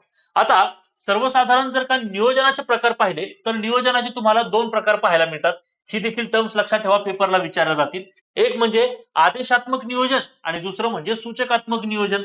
आता आदेशात्मक वरून कळाला असेल की इथं पूर्णपणे सरकारचा पूर्णपणे फोर्स असतो किंवा आदेशात्मक नियोजन. 30 एप्रिल 1956 या ठिकाणी लक्षात घ्या बघा, 30 एप्रिल 1956 ला दुसरे औद्योगिक धोरण जाहीर करण्यात आलं होतं भारतामध्ये. बघा, ज्यावेळेस दुसरे औद्योगिक धोरण जाहीर झालं ज्यामध्ये खऱ्या अर्थानं या ठिकाणी आदेशात्मक नियोजनाचा पाया किंवा आपण त्याला म्हणूया की आदेशात्मक नियोजन या ठिकाणी स्वीकारण्यात आलं होतं, हे लक्षात ठेवा. प्रश्न असाही विचारला जाईल की भारतामध्ये आदेशात्मक नियोजन खालीलपैकी कधी स्वीकारण्यात आलं, केव्हा स्वीकारण्यात आलं, तर 30 एप्रिल 1956 ला या ठिकाणी ज्यावेळेस दुसरे औद्योगिक धोरण जाहीर झालं ज्याच्यामध्ये आपण आदेशात्मक नियोजन जे आहे ते केलेलं होतं. ओके, येस, फॅक्ट पण चांगले आहेत. ओके, बरोबर बरोबर, येस. ओके, आणि मी जे तुम्हाला सांगतो हे दोन्ही पुस्तकांचा मेळ घालून सांगण्याचा प्रयत्न करतो, त्यामुळे काळजी करू नका. ओके, आता या ठिकाणी लक्षात घ्यायचं बघा की मोठ्या सरकारी उद्योगांची या ठिकाणी सुरुवात होत असते, हे तुम्ही लक्षात घ्या. आदेशात्मक नियोजनामध्ये सरकारी उद्योग असं ज्यावेळेस या ठिकाणी उल्लेख होत असतो त्यावेळेस त्या शब्दाकडे तुमचं लक्ष जाणं गरजेचं आहे.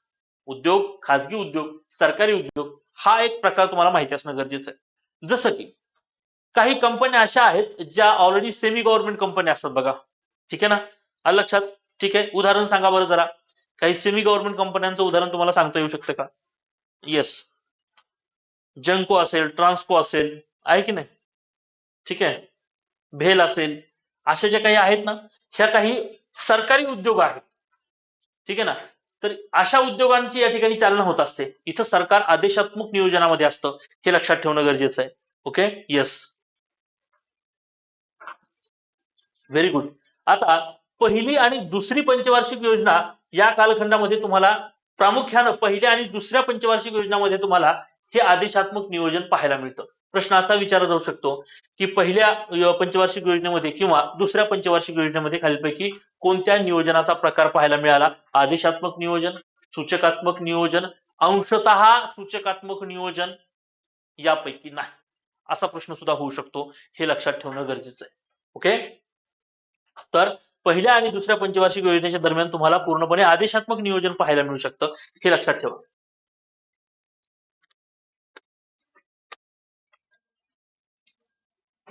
ठीक आहे, बघा पुढे आहे सूचकात्मक नियोजनाचा प्रकार.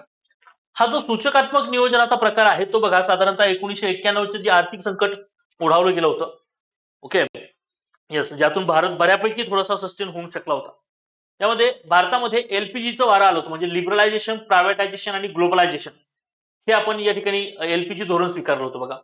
तर या ठिकाणी हे आपण त्याला म्हणूया की बेस्ट एक्झाम्पल ऑफ सूचकात्मक नियोजन. ठीक आहे ना, येस, हा. तर यामध्ये सगळ्यात महत्वाचा मुद्दा हा आहे की 24 जुलै 1991 मध्ये नवीन औद्योगिक धोरण जे आहे ते जाहीर करण्यात आलं होतं.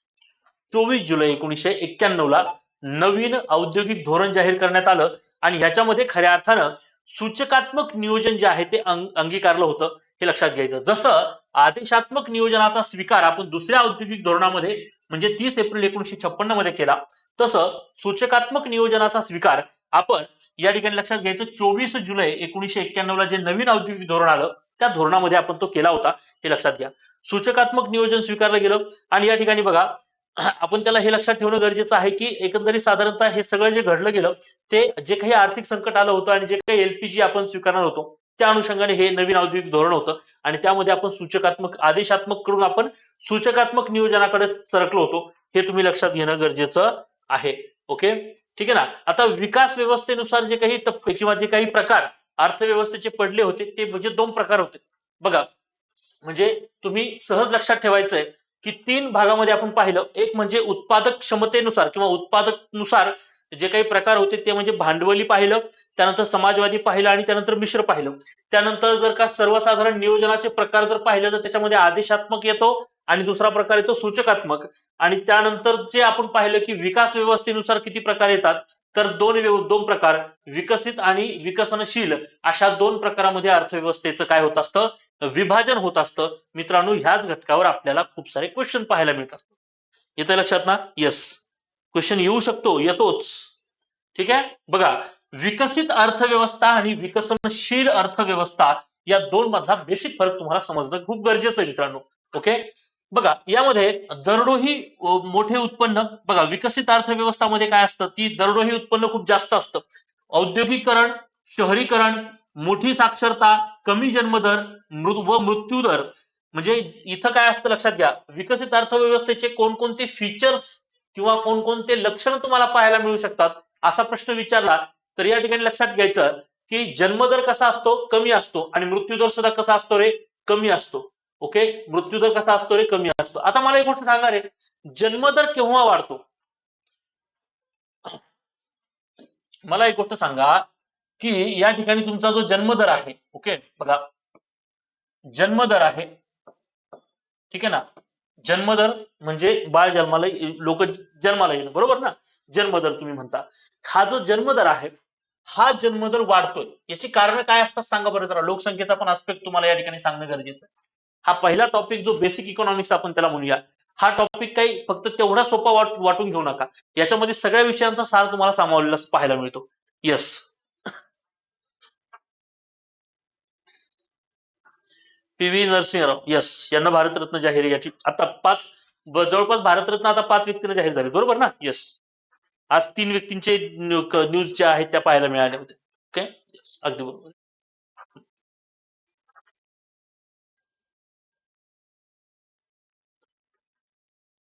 आणि म्हणून हे कंटेंट तुम्हाला हमखास विचारले जातात पेपरला. जन्मदर जो आहे हा जन्मदर का वाढतो, का वाढतो असं विचारलं मी तुम्हाला. जन्मदर का वाढतो? स्त्री आरोग्य चांगले म्हणून जन्मदर वाढतो. बर, ओके, बर बर बर. अजून काय सांगू शकता? जन्मदर का वाढतो? जन्मदर वाढणं ही त्या देशासाठी चांगली गोष्ट असते का रे, की वाईट गोष्ट असते? की म्हणजे टेन्शनवाली गोष्ट आहे का चांगली गोष्ट? बर्थ रेट वाढणे, जन्मदर वाढला, इट इज गुड और बॅड? आरोग्य फॅसिलिटी काय म्हणायचं, चांगले की वाईट? जितेंद्र, आरोग्य फॅसिलिटी चांगल्या आहेत की वाईट आहेत, काय म्हणायचं काय नेमकं? येस, शिक्षण चांगलं की वाईट, किंवा शिक्षण आहे की नाही, म्हणजे जास्त आहे की कमी आहे?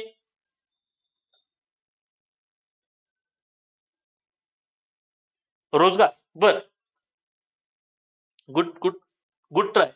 सगळेजण खूप छान प्रयत्न करतायत. Yes, very good, good. चला, मग मी काय विचारलं हे लक्षात घ्या.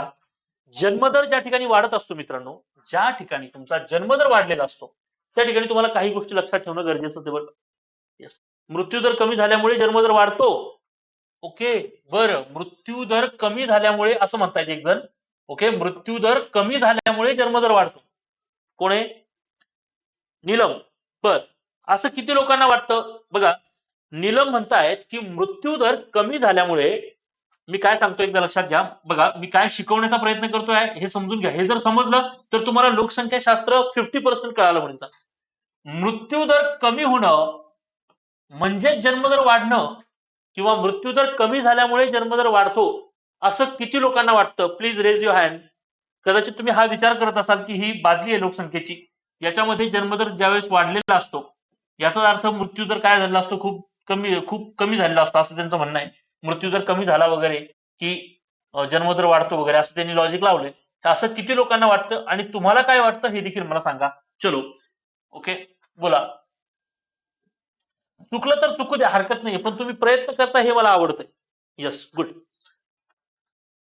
एज्युकेशन चांगलं आहे म्हणून मृत्यू दर वाढतोय. ओके, बरं बरं. ओके, सॉरी, जन्मदर वाढतोय असं म्हणायचं. बरं,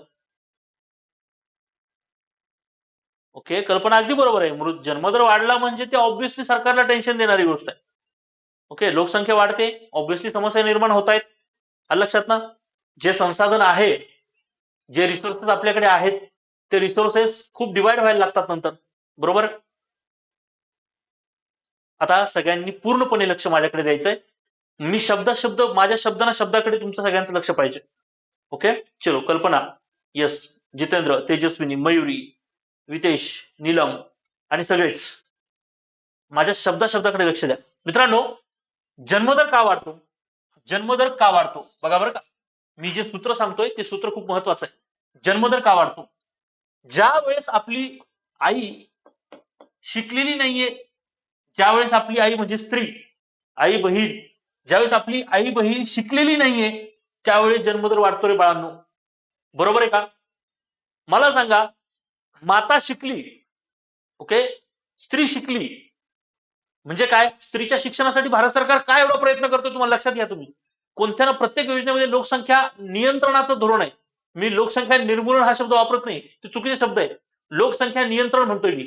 ज्या वेळेस तुम्ही स्त्रीला शिक्षण देत असता आणि स्त्रीला शिक्षणाच्या वेगवेगळ्या सुविधा देत असतात, तिला उच्च शिक्षणाच्या सुविधा देत असतात, मित्रांनो, त्या स्त्रीचा विवाह जो आहे तो उशिरा झालेला विवाह असतो. म्हणजे वय वर्ष 23च्या नंतर किंवा 21च्या नंतर, ज्यावेळेस 23च्या नंतर ती स्त्री ज्यावेळेस विवाह करते, त्यावेळेस तिचा उशिरा झालेला विवाह आहे. सायंटिफिकरित्या एक गोष्ट मान्य करा, मी ज्या गोष्टी सांगतोय त्या गोष्टी तुम्ही पूर्ण फोकस देऊन लक्षात ठेवा. भारतीय स्त्री, भारतीय माता, हिचा जनन दर जो आहे, मी काय शब्द वापरलाय? जनन दर. प्रत्येक गोष्ट तुम्हाला विचारली जाऊ शकते. मातेचा जनन दर जो आहे तो या ठिकाणी वय वर्ष 15 ते वय वर्ष 45 असा सांगितलेला आहे. हे सर्वांनी लक्षात घ्या. म्हणजे ती माता, ती स्त्री वयाच्या 15 वर्षापासून ते वयाच्या 45 वर्षापर्यंत माता बनू शकते. तिची ती आपण त्याला म्हणूया की प्रोडक्टिव्ह क्वालिटी आहे, ती माता बनू शकते. आता जर समजून घ्या, ती माता शिकलीच नाही, तिला शिक्षणच दिलं गेलं नाही, तिला सरकारने अशा काही शिक्षणाच्या सुविधाच दिल्या नाही, लोकांमध्ये तो आपण त्याला म्हणूया की तो विचारच रुजवला नाही सरकारने, लोकांमध्ये हेच सांगितलं नाही की जर का समजा मुलगी शिकली तर 2 घरं शिकतील वगैरे वगैरे, मुलींसाठी मोफत काही सुविधाच केल्या नाही. जसं की समजा राईट टू एज्युकेशन ऍक्ट 2009 मध्ये मुलींच्या मोफत शिक्षणासाठी खूप साऱ्या सुविधा केल्या. अशा सुविधा जर केल्याच गेल्या नसत्या तर आपली माता शिकलीच नसती. आपली माता शिकली नसती तर चूल आणि मूल म्हणून घरात राहिली असती. आणि असं जर का ती घरात राहिली असती तर बालविवाह, अति लवकर होणारे, शीघ्र होणारे विवाह, आपण त्याला म्हणूया की 18 वर्षाच्या सुद्धा अगोदर होणारे विवाह, सरकारने असा कधी कायदा केलाच नसता की मुलीच्या विवाहाचं वय किती, तर कदाचित हे बालविवाह झाले असते आणि आपली माता जी आहे ती 15व्या वर्षीच या ठिकाणी माता बनली असती. विचार करा. यामुळे आपोआपच काय झालं असतं की असक्षम असलेला तो गर्भ असक्षम बाळाला जन्म देतोय. पुढे सरकारला ह्या बाळाला सक्षम बनवण्यासाठी अजून खर्च करावा लागतो. ह्या सगळ्या गोष्टी नियोजनात बसतात. हा थोडा विचार करत चला.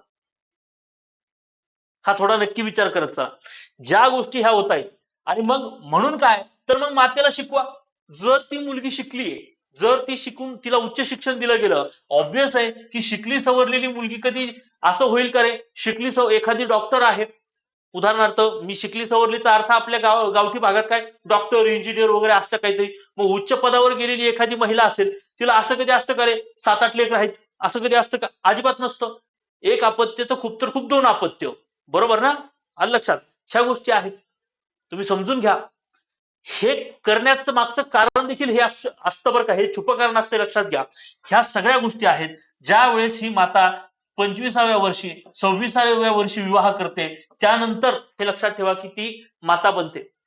ती स्वतः शिकली सवरलेली असते, तिला तिच्या हक्कांची जाणीव असते, ती काही ना काहीतरी इकॉनॉमीमध्ये हातभार लावत असते, ती स्वतः सेल्फ एम्प्लॉईड असते, ती जॉब करत असते. येते लक्षात ना? आणि मग ती सगळ्या प्लॅनिंग करून ती माता बनते. 1 किंवा 2 अपत्य. लोकसंख्या कंट्रोल झाली की नाही? आलं लक्षात ना? आणि मग ती सुदृढ माता असते. तो मातेचा जनन दर आता कमी झाला की नाही रे? 15 ते 45 म्हणण्यापेक्षा तुम्ही जर आता 27 ते 45 असं म्हटलं तर मातेचा जन्म दर तो 15 आणि इथं 27-28 हा जो काही गॅप आहे हा कमी होऊन गेला ना आपोआपच. इथं यामुळे ह्या गोष्टी केल्या जातात. इथं सगळ्यात महत्वाचा मुद्दा हा आहे की ज्या दिवशी स्त्रीचं शिक्षण ज्यावेळेस कमी असतं त्यावेळेस ह्या गोष्टी होतात. आणि क्योंकि सास भी कभी बहू थी हो, हे लक्षात घ्या. क्योंकि सास भी कभी बहू थी, मुलगाच व्हावा ही एक आस कमी शिकलेल्या समाजामध्ये, म्हणजे तुम्ही जरा थोडस पूर्वीच्या काळात जा बरं, शिक्षणाचं प्रमाण खूपच कमी होतं, या कालखंडामध्ये जा बरं, तर त्यावेळेस तुम्हाला हे 100% पाहायला मिळेल की मुलगाच हवा. अहो त्यावेळेस कशाला, शिकले सवरले लोक सुद्धा म्हणजे असं वागतायत सध्या. घरोघरी मातीच्या चुली, झाकली मूठ 1.25 लाखाची, हेच गोष्ट खरी आहे. प्रत्येक घरामध्ये मुलगा आहे की मुलगी आहे, अजूनही गर्भलिंग निदान इलिगली चालू आहेत, होतात, छुपे होतात, लपून छपून होतात. आलं लक्षात ना, अबॉर्ट होतात, सगळे ते अबॉर्शन होतात. होतंय की नाही? मी सडेतोड बोलणारा माणूस आहे. कायद्यानं हे गुन्हा आहे. आणि जरा माणुसकीनं विचार करा, आपला धर्म आपल्याला हे करायला सांगतो का? थोडा विचार करा. ठीक आहे ना, येते लक्षात ना. आता हे लक्षात घ्यायचं की मुलगाच हवा ही आस. मला सांगा रे, सासूला जास्त हौस असते का सासऱ्याला जास्त हौस असते पोरग पाहिजे म्हणून? सासरा बिचारा काम दम करून दमलेला असतो बिचारा. ठीक आहे ना, क्योंकि सास भी कभी बहू थी, तर सासूला ज्यादा हौस नाही, मुलगाच झाला पाहिजे, ते चालूच असते सगळ्या धिंगाणा. ठीक आहे, येते लक्षात ना. स्त्री स्त्रीची दुश्मन आहे, म्हणून स्त्री शिकली पाहिजे. आलं लक्षात का?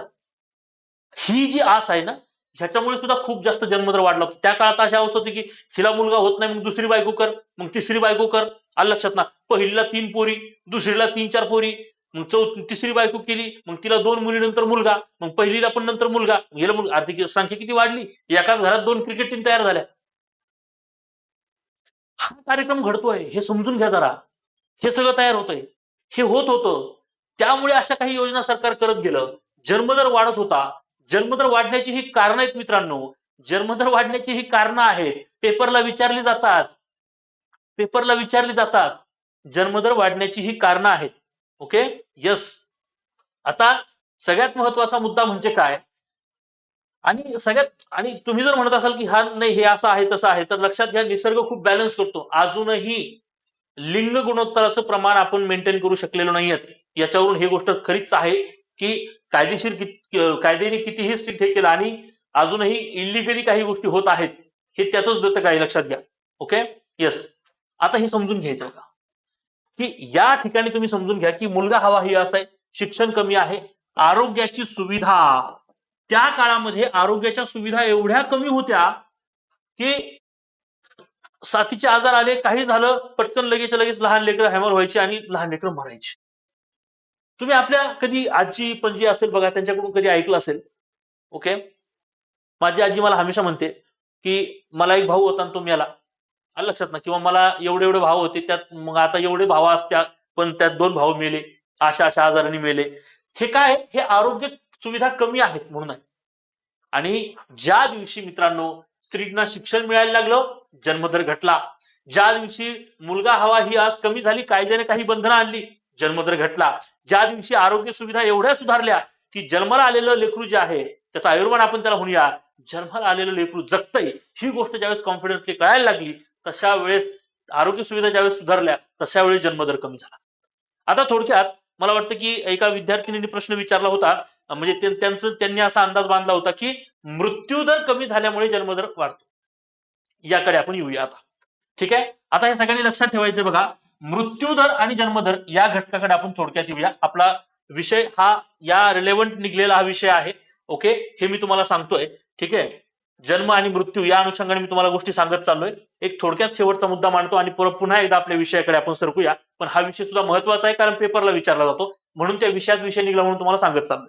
ओके, चलो आता लक्षात घ्या बघा, या ठिकाणी ज्यावेळेस, आता मला एक गोष्ट सांगा रे, ज्या वेळेस या ठिकाणी आरोग्य सुविधा या ठिकाणी खूपच डाऊन आहेत, कमी आहेत, त्यावेळेस काय होतं रे, मृत्यूदर काय होतो रे, मृत्यूदर वाढतो.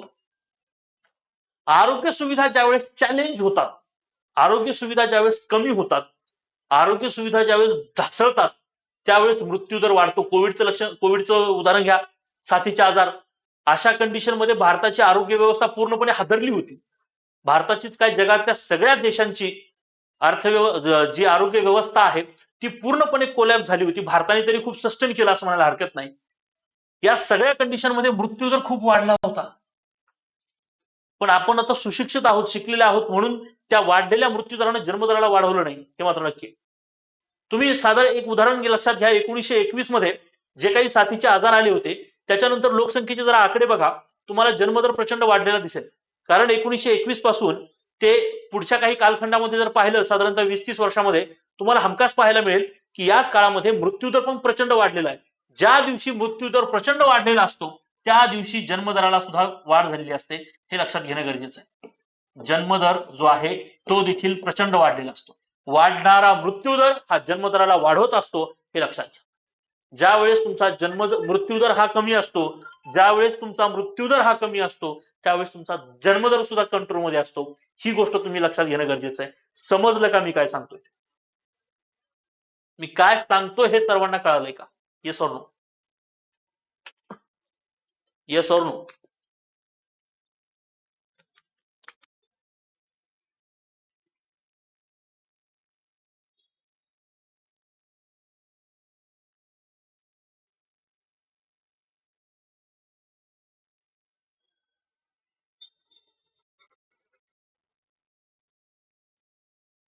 ठीक आहे. सो हे तुम्ही सगळ्यांनी लक्षात घेणं गरजेचं आहे. गुड. ओके. यस. काय दाखवतं हे लक्षात ठेवणं गरजेचं. ठीक आहे. सो हा आस्पेक्ट तुम्हाला लोकसंख्येचा माहिती होता का अगोदर, हे मला सांगा. आणि आता व्यवस्थित समजलं असेल तर यानंतर तुम्हाला लोकसंख्या समजायला खूप इझी होऊ शकतं. ठीक आहे. आणि लोकसंख्येवर आपला प्रश्न असतो. ठीक आहे. चलो यस. बघा, सगळ्यांनी लक्ष केंद्रित करायचंय की ज्यावेळेस मी विकसित अर्थव्यवस्था म्हणत असतो त्यावेळेस दरडोई उत्पन्न जे आहे ते खूप मोठं असतं, हे लक्षात घ्या. आता यामध्ये बघा, या ठिकाणी म्हटलं गेलं होतं की कमी जन्मदर. विकसित अर्थव्यवस्था आहे म्हणजे काय? तिथं शिक्षणाचं प्रमाण छान आहे, आरोग्याचं सुविधा छान आहे, तर आपोआप जन्मदर कमी आहे रे. आणि जन्मदर कमी असेल तर मृत्यूदर पण कसा आहे? ऑब्व्हियसली कमी आहे. हे सगळे उदाहरणं, हे सगळे एक्झाम्पल्स, किंवा मी म्हणेल एक्झाम्पल म्हणण्यापेक्षा हे सगळे सिम्पटम्स, हे सगळे फीचर्स तुम्हाला विकसित अर्थव्यवस्थेमध्येच पाहायला मिळतात. कारण त्या ठिकाणी सगळ्या गोष्टी छान असतात किंवा छान झालेल्या असतात. औद्योगिकरण चांगलं असतं, शहरीकरण झालेलं असतं, मोठमोठी साक्षरता खूप चांगली असते, ऑब्व्हियसली जन्मदर घटलेला असतो आणि मृत्यूदर सुद्धा घटलेलाच असतो. ठीक आहे. लोकसंख्या आटोक्यात असते, त्यामुळे आपोआप सगळ्या गोष्टी सुनियोजित असतात, हे लक्षात ठेवा. जसं की अमेरिका आहे, यानंतर बघा युके आहे, जर्मनी आहे, फ्रान्स आहे, स्वित्झर्लंड आहे, असे काही देश तुम्हाला विकसित देशांमध्ये पाहायला मिळू शकतात. त्या तुलनेने जर विचार केला तर विकसनशीलच्या बाबतीत लक्षात ठेवा, दरडोई उत्पन्न हे फारच कमी असतं. लक्षात ना. कारण या ठिकाणी लक्षात घ्या, औद्योगिकरण, शहरीकरण, मोठी साक्षरता, कमी जन्मदर व मृत्यूदर ही तुलनेनं म्हणजे विकसित देशाच्या तुलनेनं कमी असते. चांगली असते, म्हणजे असं नाही की वाईट असते, चांगली असते, पण विकसित अर्थव्यवस्थेपेक्षा ही विकसनशील अर्थव्यवस्थेमध्ये काही गोष्टी कमी असतात. त्यामुळे विकसित अर्थव्यवस्थेपेक्षा विकसनशील अर्थव्यवस्थेमध्ये दरडोई उत्पन्न सुद्धा कमी झालेलं असतं. हे सर्वांनी समजून घेणं गरजेचं आहे. किती लोकांना कळालं रे? ओके. जसं की समजा भारत आहे, ओके, आता पाकिस्तानचं नाव नको घ्यायला, श्रीलंका आहे. ठीक आहे. ओके, क्लिअर आहे सगळ्यांना इथपर्यंत?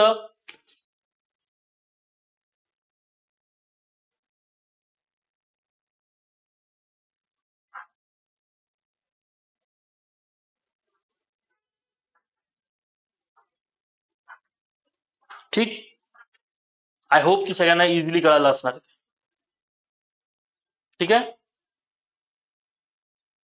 अशा प्रकारे ही तुम्हाला काही प्रकार जे आहेत ते पाहणं गरजेचं या ठिकाणी असतं, हे लक्षात ठेवा. ठीक आहे. ओके, चालेल. आता बघा, यामध्ये अर्थव्यवस्था जी आहे, या अर्थव्यवस्थेचे काही गुणधर्म तुम्हाला पाहायला मिळू शकतात. अर्थव्यवस्थेची महत्वाची गुणधर्म काय असतात, की या अर्थव्यवस्थेमध्ये विशिष्ट भौगोलिक क्षेत्र काय आहे हे सुद्धा पाहावं लागतं. ज्या देशाची अर्थव्यवस्था पाहताय त्या देशाचे भौगोलिक, म्हणजे अर्थव्यवस्थेचे काय कोणते गुणधर्म पाहणं गरजेचं आहे, महत्वाचे गुणधर्म. तिथली भौगोलिक क्षेत्र काय आहेत, नैसर्गिक साधन सामग्री किती अवेलेबल आहे, राजकीय सार्वभौमत्व कसं आहे, म्हणजे तिथं राजकीय कंडिशन कशी आहे, क्षेत्रीय विभाजन आणि लोकसंख्या कशी आहे. ज्या ठिकाणी लोकसंख्या जास्त असते, लक्षात घ्या, लोकसंख्या जास्त असते तिथे प्रॉब्लेम तुम्हाला घनतेचा पाहायला मिळतो, घनता खूप वाढलेली असते, हे लक्षात घ्या. तुम्हाला या ठिकाणी जी नैसर्गिक साधन सामग्री आहे ती खूपच कमी प्रोव्हाइड होत असते, हे लक्षात ठेवणं गरजेचं आहे. ओके, असे खूप सारे प्रॉब्लेम्स तुम्हाला वाढत्या लोकसंख्येसोबत इझिली पाहायला मिळत असतात, हे लक्षात घ्या. भारतीय अर्थव्यवस्थेचे क्षेत्र कसे जर पाहायला गेलं म्हणजे तो एक मोठा प्रकार आहे. ओके, हा देखील लक्षात ठेवायचा आहे की भारतीय अर्थव्यवस्थेचे क्षेत्र, त्या अनुषंगाने बघा ऍडम स्मिथ काय म्हणतात हे पाहायचंय. ओके, त्यानंतर बघा की या ठिकाणी भारतीय अर्थव्यवस्थेच्या क्षेत्रामध्ये मी तुम्हाला सांगितलं की प्राथमिक क्षेत्र आहे, त्यानंतर बघा द्वितीय क्षेत्र आहे, तृतीय आहे आणि चतुर्थ आणि पंचम क्षेत्र आहे आणि इतर महत्वाच्या काही संकल्पना जसं की गिनी गुणांक वगैरे काय विचारतात ते पेपरला, ह्या सगळ्या संकल्पना आपण आपल्या पुढच्या सेशन मध्ये पाहणार आहोत, हे देखील लक्षात ठेवायचं. ओके मित्रांनो, सगळ्यांना एक महत्वाची सूचना पुन्हा एकदा या ठिकाणी सगळ्यांना सांगतोय की पोलीस भरतीची ही जी बॅच आहे, ज्या बॅचला जीकेजीएस जो आहे तो आपण कंबाईनच्या लेवलला शिकवणार आहोत, जेणेकरून तुम्हाला तो टॅकल करता येणार आहे इझिली. ओके, म्हणजे हा जो काही सगळा सिलेबस आहे तो या लेवलला शिकवायचा की पेपर कसाही कितीही अवघड निघला पोलीस भरतीचा पेपर, आपल्या कॅन्डिडेटला किंवा आपल्या विद्यार्थ्यांना हा पेपर सोपाच गेला पाहिजे, यासाठी थोडंसं सरळ सेवेच्या लेवलला वर येऊन शिकवावं लागतं. सरळ सेवेचाच अभ्यासक्रम पूर्ण करायचा असतो, पण त्याची लेवल थोडीशी वाढवायची असते. या प्रोफेशनलिझमने या लेवल वाढवून आपण या ठिकाणी ही बॅच जी आहे ती या ठिकाणी ऑर्गनाइज केलेली आहे, प्रॉपरली ती डिझाईन केलेली आहे, ज्याच्यामध्ये मराठी व्याकरण असेल, ज्यामध्ये अंकगणित असेल, बुद्धिमापन असेल आणि सोबतच या ठिकाणी जीकेजीएसचे सर्व विषय असतील, हे तुम्हाला त्याच धाटणीनं शिकवले जाणार आहेत, जेणेकरून या ठिकाणी ग्राउंड करणारा विद्यार्थी जो ग्राउंड चांगल्या मार्काने पास करतोय आणि त्याला फक्त लेखीवर तो डिपेंड आहे, अशा विद्यार्थ्यांसाठी खरं तर ही बॅच ही खूप मोठी चांगला फायदा देणारी बॅच असू शकते, हे लक्षात घ्या. जेणेकरून या बॅच मध्ये तुम्हाला एक लेवल वर जाऊन तो सिलेबस जो आहे तो पूर्ण करून दिला जातोय, जेणेकरून तुम्हाला येणारा पेपर किती अवघड आला तरी तो इझिली समजू शकणार आहे, हे देखील लक्षात ठेवायचं. इझिली तुम्हाला तो टॅकल करता येणार आहे, हे देखील लक्षात ठेवायचं. ही बॅच मात्र 699 रुपयामध्ये विद्यार्थ्यांपर्यंत आपण देतोय. मित्रांनो, 8 तारखेला ही बॅच सुरू झालेली आहे. 11 तारखेपर्यंत ह्या बॅचचे फ्री डेमो सेशन्स तुम्हाला ऍप्लिकेशनवर यावेळी पाहायला मिळणार आहेत, हे देखील लक्षात ठेवायचंय. आणि सगळ्यात महत्वाचा मुद्दा म्हणजे काय, ही लाईव्ह प्लस रेकॉर्डेड स्वरूपाची बॅच असणार आहे, हे देखील लक्षात ठेवा. रेकॉर्ड बॅच करण्यापेक्षा मी म्हणेन की लाईव्ह बॅच तुम्ही करणं नक्की फायदेशीर असणार आहे तुम्हाला. आता या ठिकाणी तुम्ही हे देखील लक्षात ठेवायचे की या फीस मध्ये तुम्हाला हे सर्व विषय जे आहेत ते कव्हर करून दिले जाणार आहेत. सोबत तुम्हाला स्पेशल मेंटरशिप सुद्धा करून दिली जाणार आहे, जेणेकरून तुम्हाला पेपरला जास्तीत जास्त गोष्टी टॅकल करता येणार आहे. आणि माझं या बॅच मध्ये विशेष लक्ष असतं, हे लक्षात घ्या. आपल्या पुरवठा निरीक्षकच्या बॅचच्या विद्यार्थ्यांना कधी विचारा. ओके, बरोबर ना, येते लक्षात ना की मी एकतर मी स्वतःहून कॉल करतो किंवा तुमचा कॉल जर आला तर कधीही 2 ते 3 रिंगच्या वर मी कॉल जाऊ देत नाही, पटकन उचलतो, काय प्रॉब्लेम आहे सांगा. ओके, आणि जो प्रॉब्लेम असेल तो तुमचा त्या कॉलवर सॉल्व्ह झालेला असतो, हे लक्षात ठेवा. ओके, येते लक्षात ना, एवढं लक्ष माझं विद्यार्थ्यांकडे असतं, कारण मला माहिती आहे की हाच तो कालावधी आहे ज्या कालावधीमध्ये विद्यार्थ्यांचे प्रॉब्लेम जर प्रॉपरली सॉल्व्ह करता आले तर तो विद्यार्थी 100% रिझल्ट मध्ये येत असतो. ओके, शेवटी रिझल्ट हे आमचं देखील भांडवल आहे, पण शेवटी महत्वाची ही गोष्ट आहे की तुम्ही तुमच्या अंगावर ज्या दिवशी वर्दी येईल, ओके, त्याचं सुख थोडंसं आम्हाला देखील आहे. त्याचं श्रेय आम्हाला अजिबात देऊ नका, त्याचं आमचं काही श्रेय नाहीये. एवढंसं सुद्धा श्रेय आम्ही त्याच्यामध्ये घेत नाही, आमचं ते श्रेय नाही, ती पूर्ण तुमची मेहनत आहे आणि ती तुमचीच असली पाहिजे. तुम्ही श्रेय कोणाला द्यायचं पण नाही. येतं लक्षात ना, ज्या वेळेस आपल्या अंगावर वर्दी आलीच पाहिजे, ही खुणगाट मनाशी बांधायची आणि तयारीला सुरुवात करायची. येतं लक्षात? ठीक आहे, चलो, ओके, थँक्यू व्हेरी मच.